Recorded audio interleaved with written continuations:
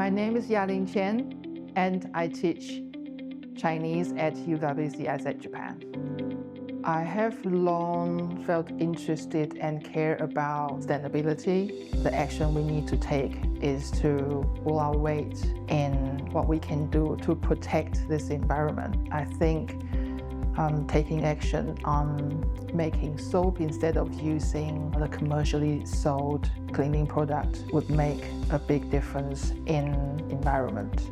I initiated ISAK Soap with a group of students. We learned how to make soap to encourage the community to reduce the reliance on plastic bottling. We also used CK's recycled oil to make cleaning products. The long-term goal is to use that to replace the commercially made cleaning products that our community would typically purchase. A lot of students have been made aware of this option, which is a lot more environment friendly, and using CK's used oil to make household cleaning soap, how easy and achievable this action is, and they are happy to take part to jointly make an effort on responding to the UWC mission of sustainability.